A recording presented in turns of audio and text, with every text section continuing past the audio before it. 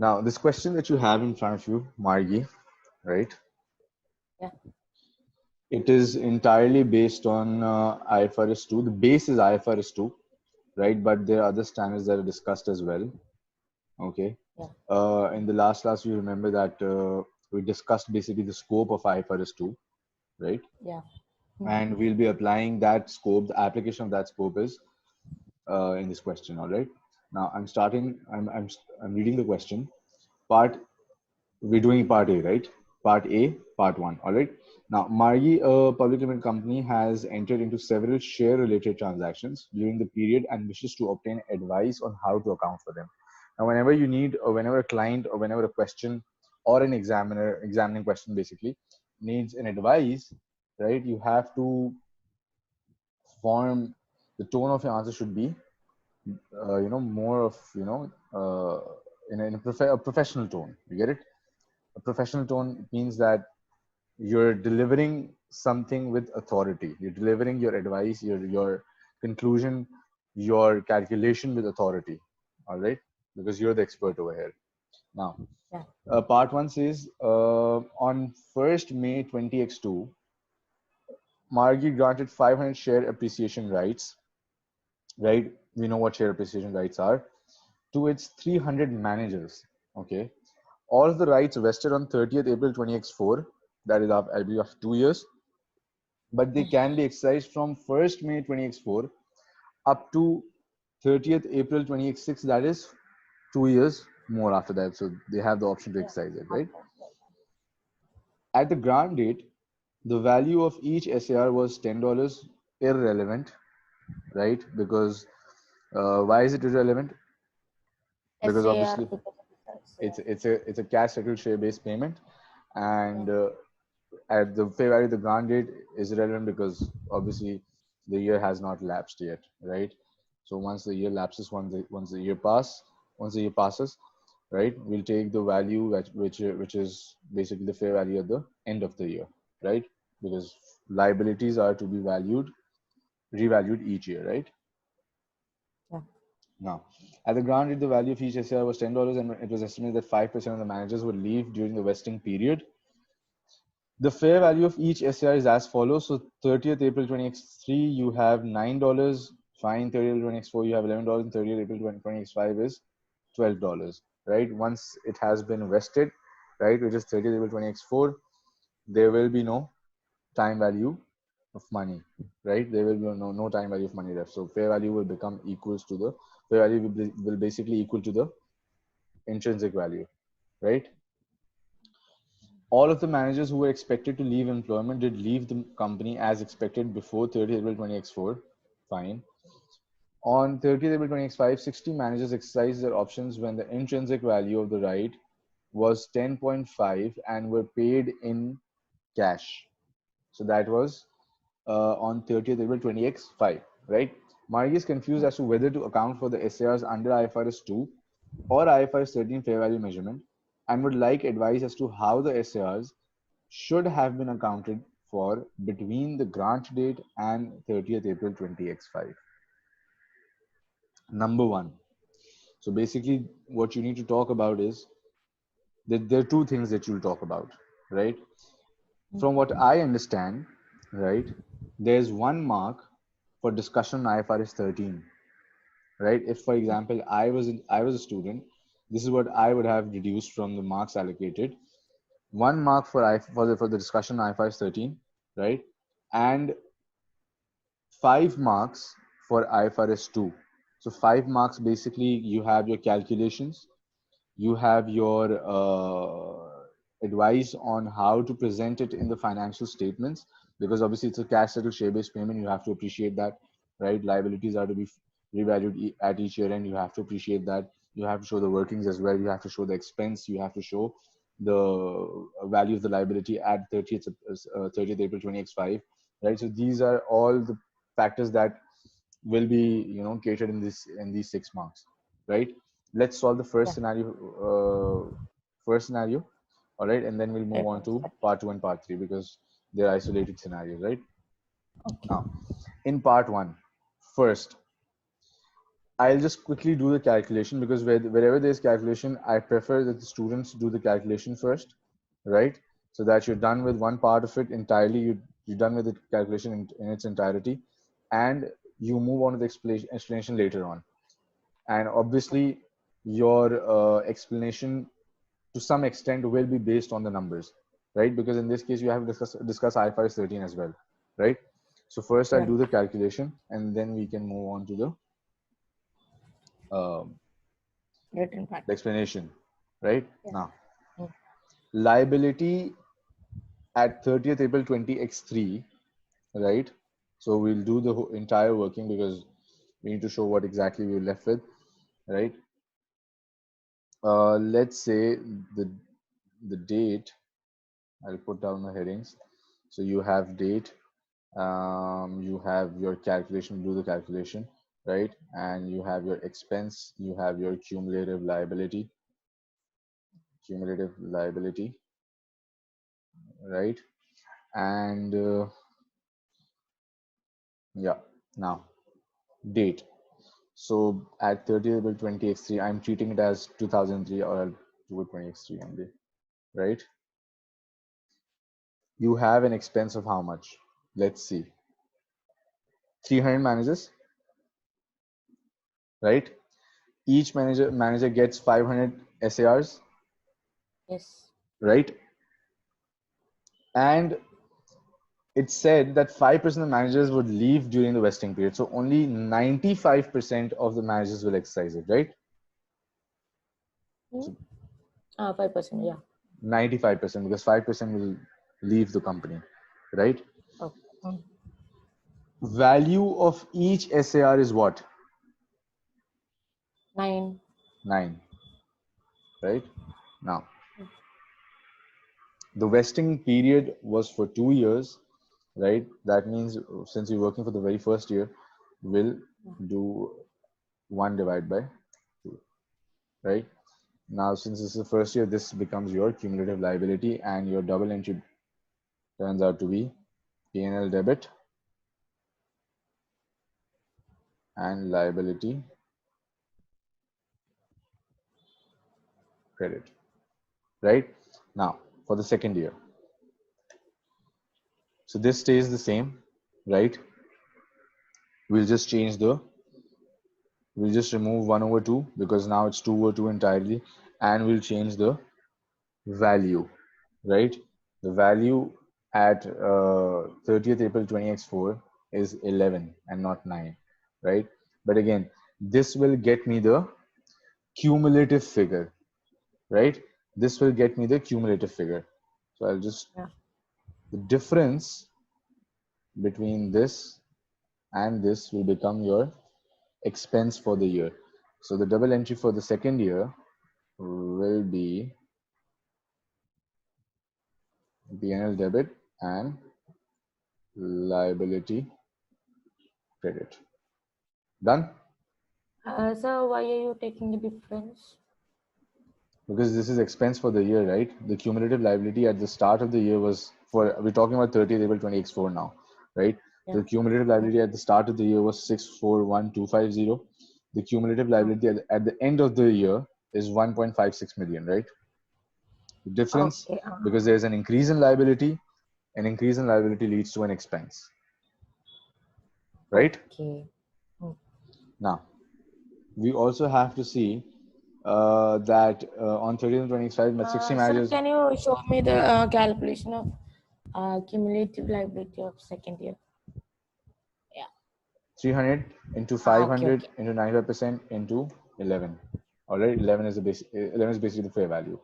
Now, at the start of the next year, it said basically, I'm reading it again. All the managers who were, I'm reading it from here. All right, so this is where I'm reading from. All the managers who were expected to leave employment did leave the company as expected before 30th April 20x4. On 30th April 20x5, 60 managers will exercise their options, that is by the end of the next year, when the intrinsic value of the right was 10.5 and were paid in cash. All right. Okay. Now, do you want me to work in the statement form, or do you want me to make a T account for you? Now, remember, you can do both in your examination, right? In your exam, you can do both. It doesn't matter if you have paper-based exam or a CB, right? It does not matter. But making it or doing it in a statement form is much easier as compared to a T account. All right, I'll show you both ways, right? You can do whatever you like. Okay. Now, the opening liability was what? Opening liability is basically on 1st May 20x4, right? Was what? What was your opening liability? 641250. No, 1567500. All right. Get it? Because this is the closing liability for 30th April 20x4, right? This becomes the opening liability for the next year. Okay. Okay. Now, some of the individuals exercised the options. All right. So you paid off your liability, right? At what value? So that's 60 managers out of 300, right? 60 managers out of 300. Each got 500 worth of SARs, 500 SARs basically, and each SAR was worth 10.5 because at the time of exercising, there's no time value of money included, right? Yeah. Now the fair value equals the intrinsic value. All right, you basically fair value constitutes of two things, right? It is basically your intrinsic value in your time value of money and your intrinsic value, right? But time value of money is gone now. So this becomes 315. I'll put the minus figure, right? And the closing liability, we will only calculate what we have. All right, we don't need to calculate anything else. The remaining will become your balancing figure, right? So the closing liability, which will be 30th April 20x5, will be what? 240 managers are left, right? They haven't exercised the shares. I'm sorry, not 240, because you had 300 and 5% left, right? So what is it? What is 300 into 95%? So that's 285. So out of 285, 60 exercise, right? So you have what? 225 left, right? 225 managers each have 500 share appreciation rights, and the value of each appreciation right is what? 12. Because fair value at the end of 30th April 20x5 is 12. For these 225 managers, fair value still consists of two elements, intrinsic and time value of money. All right. So that's 225 into what? 500 into 12, right? So that's 1.35 million, right? Let's see if this equals this closing, right? So 125 to 500, but the closing liability turns out to be 1350. So just because there's an increase in the fair value, you have an expense arising during the year, which is 97,500. So this is your expense for the year. All right. Yeah. Now, I'll show you the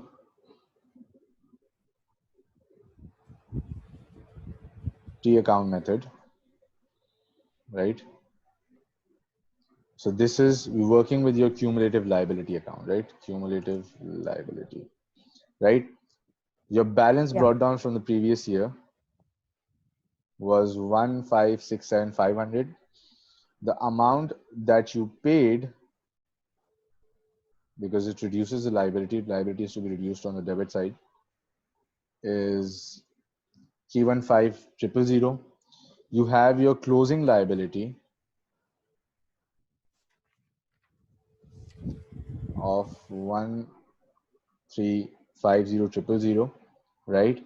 So your P&L, that is your expense, that means P&L debit and cumulative liability account credit, turns out to be this plus this minus this. All right, 97,500. So this is your T account. Get it? Sure? Yeah. Now, you've done all the calculations. Now you need to put it into words, right? Yeah. Number one, what will you discuss first? Sir, 1 second. Can I actually write down all the calculations? Oh, sorry. My bad. Sure.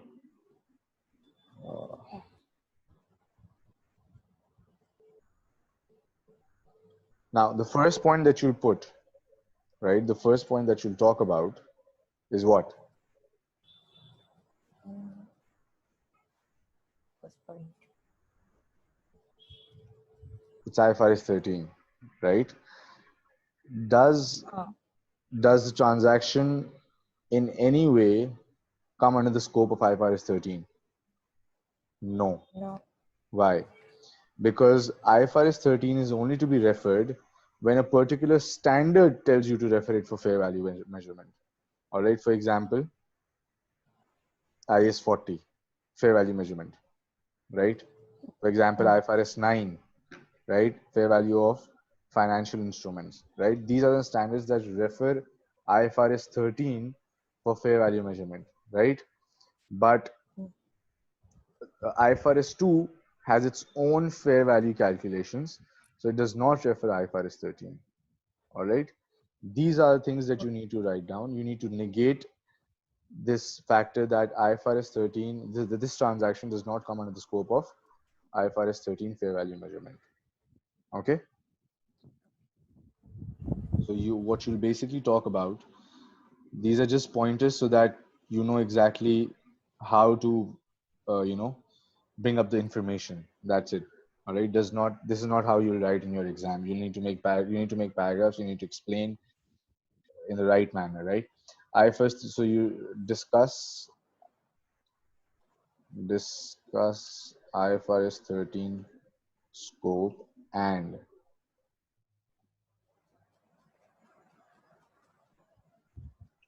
appreciate means that talk about it, right? Appreciate means that you need to discuss this, that this transaction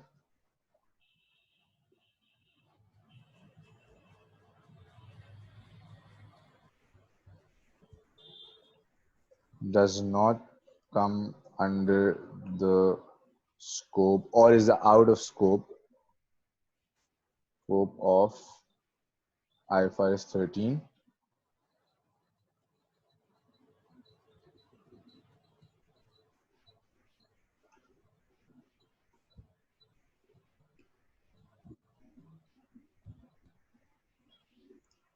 done. Next up, there's nothing that you have to do. You just have to work out. You just have to explain all the calculations. That's it. All right. Explain the numbers. That's it. You're done with the answer. Okay. How will you explain the numbers? We calculated the closing liability. You just need to, number one, obviously you need to show the working, right? And then you need to tell them that why did you do this working? Because it's a cash settled share based payment, number one, right? Cash settled share based payments according to IFRS 2 are to be revalued at each year end because it's a liability. Liability is to be revalued at each year end, right?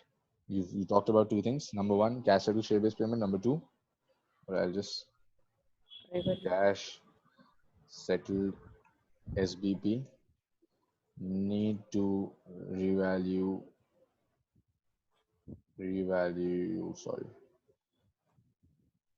according to fair value at each year end, right? Because it's a liability. Okay. And then you show your workings and you tell exactly, because they've asked us for how the SR should have been accounted for between the grant date and 30th and 20X5.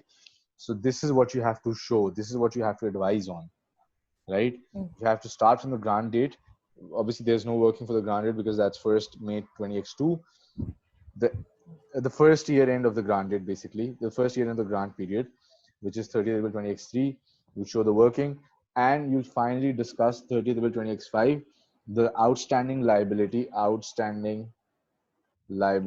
at 30th April 20x5 is what? Sorry, is 1.35. Sorry, 1.35 mil. All right. Expense for the year is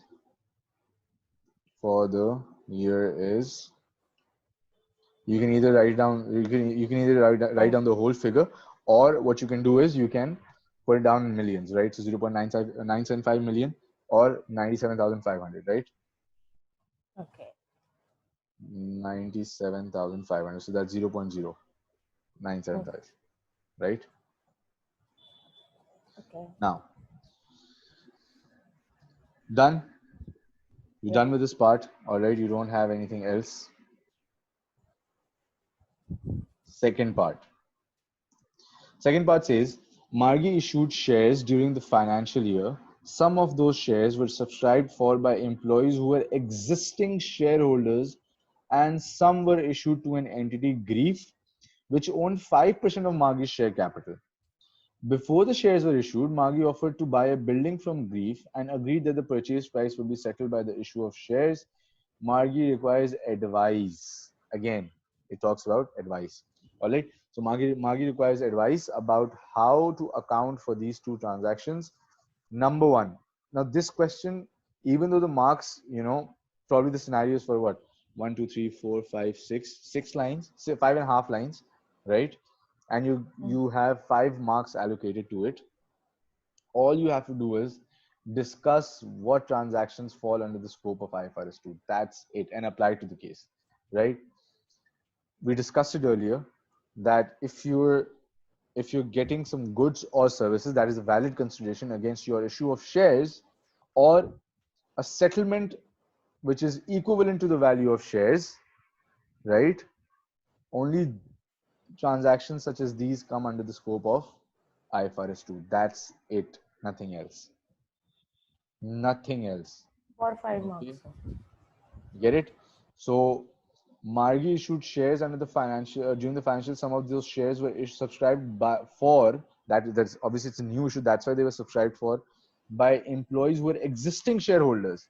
So technically, this is either a full rights issue or a full price issue or a rights issue. So this is the employees are subscribing for these shares because they're already shareholders, right? They're not giving any valid, or they're not providing any consideration to the company against their subscription of shares. Get it? So such transactions do not, or you can say they're out of scope of IFRS 2. Okay. What you need to discuss is that employees subscribing to shares in the capacity of shareholders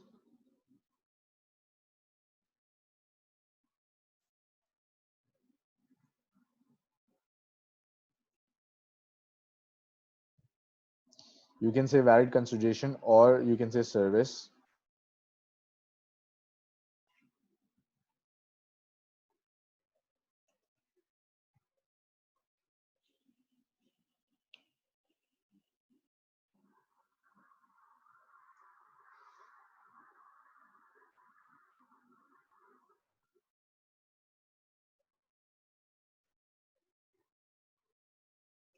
Out of scope of IFRS 2.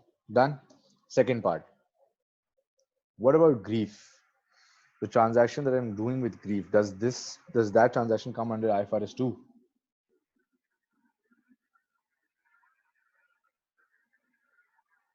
Does it come under IFRS 2 or not? No. It does. because you're receiving a valid consideration, which is a good or a service. A good is you're receiving a building, right? You're buying a building. You're not paying in Yeah. cash. You're paying in the settlement is in shares, right? You're issuing new Yeah. shares to it, to the entity, grief, right? Now, Mm.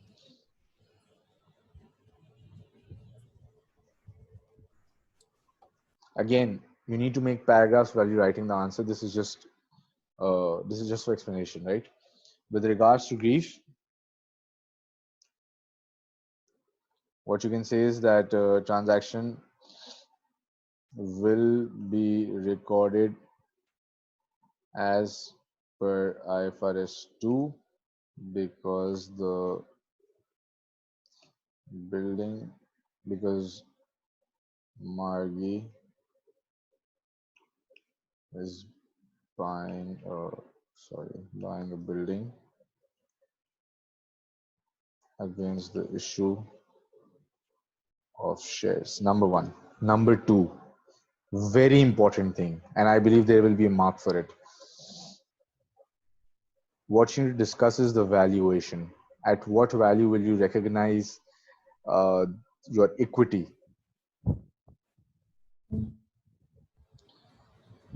5%. Since the value of the building asset, or you can say good, being received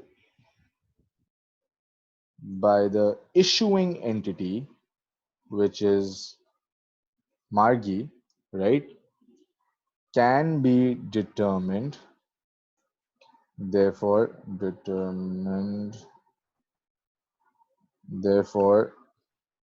according to IFRS 2, the value of equity will be equal to the value of the building, which is also called the direct measurement method, right? Get it? This is Yeah. where you get your 5 marks. All right. Now, the third part is basically IFRS 9 with IFRS 2. I'll just explain the IFRS 2 part, and once we study IFRS 9, okay, once we revise IFRS 9 and when you start the questions with IFRS 9, I'll discuss this part also. I'll basically explain how to record the transaction, okay? Margie has entered into a contract with the producer to purchase 350 tons of wheat. All right. The purchase price will be settled in cash at an amount equal to the value of 2,500 of Margie's shares. Fine.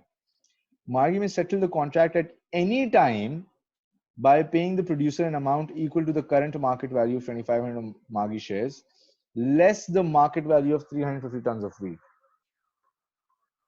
So over here, you know, there's a concept called in IFRS 9, right? There's a concept called net settlement, right? This is the case for net settlement. All right. Now, and net settlement indicates IFRS 9 derivatives, derivative accounting. All right. Now, okay, fine. Margie has no intention of taking physical delivery of wheat. Again, an indication of derivative. All right. No physical delivery. There's no intention of taking physical delivery of wheat. The directors of Margie are unsure as to whether this transaction is a share-based payment and require advice as to how it should be accounted for in the financial statements. I'll talk about the first part, and the next part, that is how it should be accounted for in the financial statements, we'll discuss it when we do IFRS 9. Okay? Okay. This does not come under IFRS 2. Why? There's a reason. Can you tell me the reason why? Because there is no valid consideration being received. How do I know there's no valid consideration? Because there's an option to settle. There's an option to settle on net basis. All right. So there's no intention of taking physical delivery, right? So therefore it's on net basis. As per IFRS 9, this has characteristics of a derivative. This contract has characteristics of a derivative. All right, and derivatives are to be recorded at each year end, that is valued at each year end at fair value through profit and loss. So you'll basically record fair value. Any changes in fair value will be taken to profit and loss statement. Right? Get it? Yeah. This is just a rough explanation that I'm doing. Obviously, I haven't applied it to the case. I've just applied the IFRS 2 part to the case. That IFRS 2 will not be you will not record the transaction according to IFRS 2 in this case. All right. Okay. So far, so good. Yeah. You understand everything? Yeah. All right.